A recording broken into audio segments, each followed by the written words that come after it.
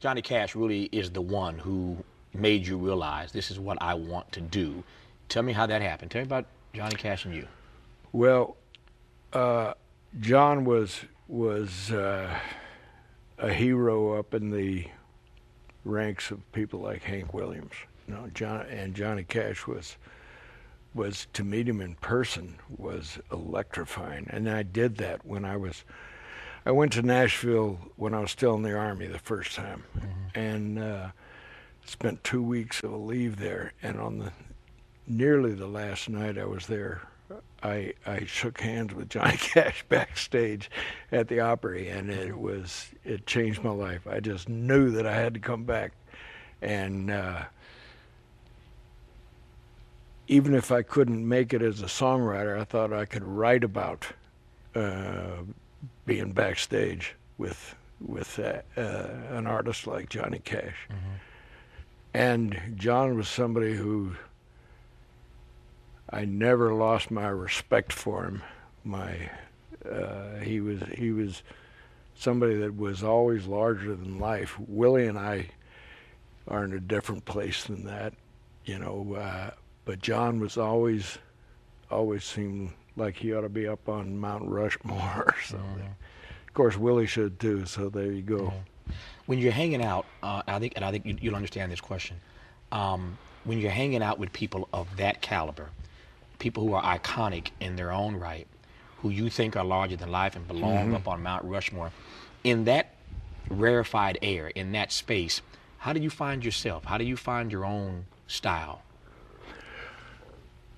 Well, I think it probably was those 5 years before anybody was recording my songs. After I'd committed myself to that life, Right.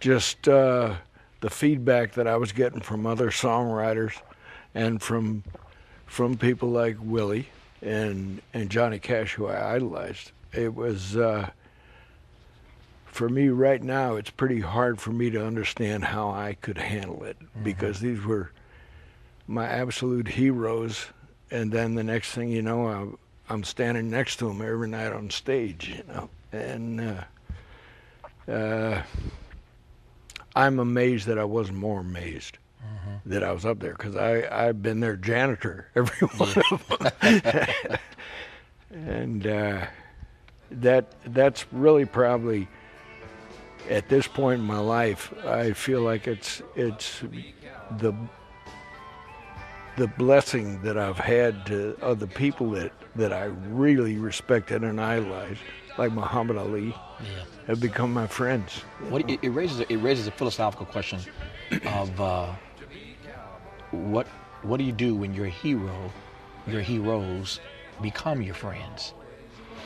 Well, fortunately, they all live up to what I thought of them.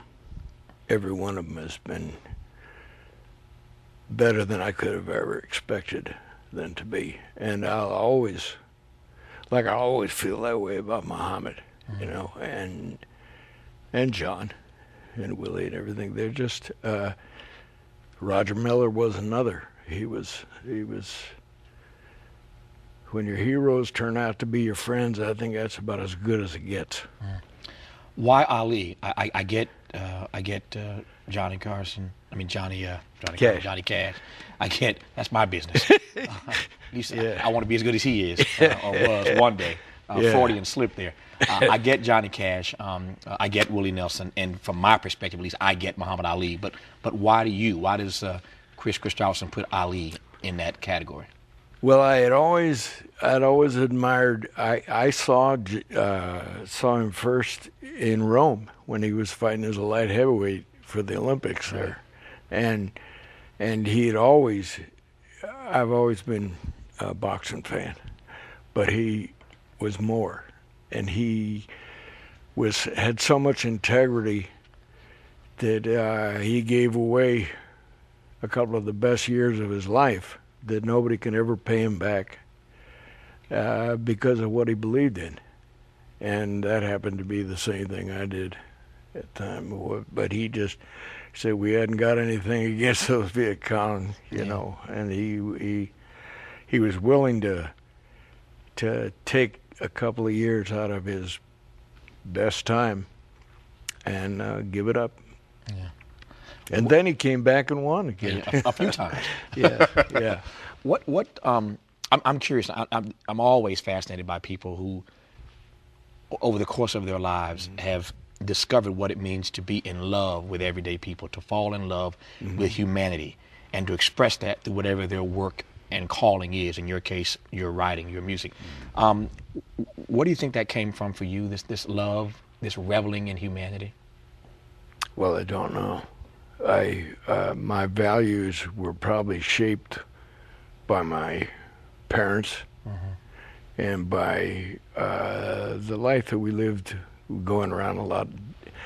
I grew up in a lot of different places because my father was a pilot, and they moved around a lot. But I never really heard it phrased quite like that. Yeah.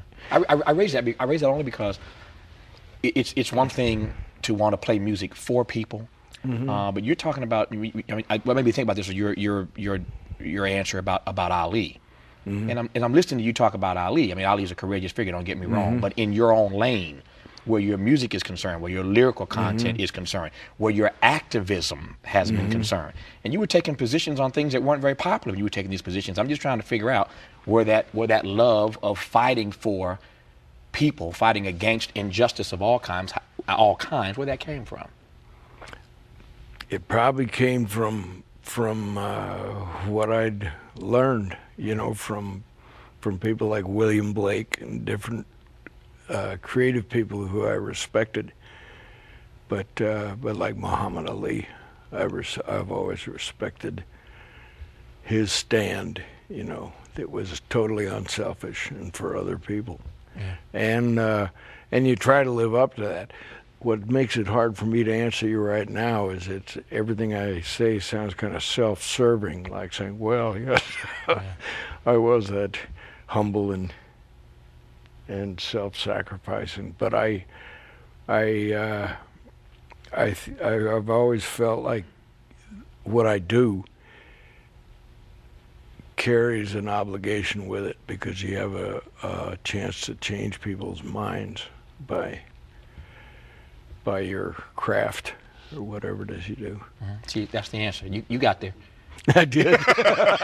I knew it was in there. I was just waiting for you to get it out. You had to push it out like a good lyric, but it came. And thank you for indulging me on that.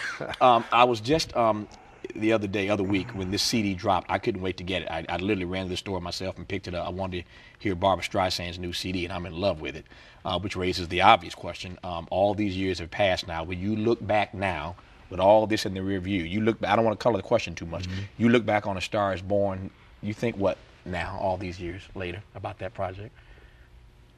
God bless Barbra Streisand. She brought, it changed my life. I remember we had a lot of battles on that, both of us fighting for some form of integrity that we thought we had to represent as we were doing characters that did what we did in real life.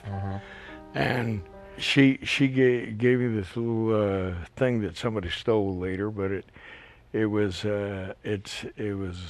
written out on in etching. It said, "A star is born, let it be an easy birth." Talking to me, and that was very nice of her. But she definitely brought me to an audience that was much wider than mine before that. Tell me about this. I want to come back to the CD now. I want to move to close our conversation where we started, back to the music. Tell me more in your own words about this CD, Closer to the Bone. Well, this again is like the last one I did with Don Was. Don's been trying to revive my career for 30 years. and he's done a good job of it.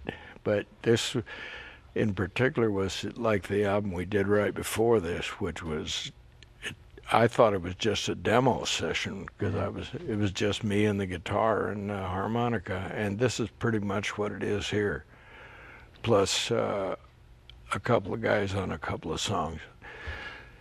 I was particularly glad that I got Stephen Bruton on this. This was, I think, the last album he worked.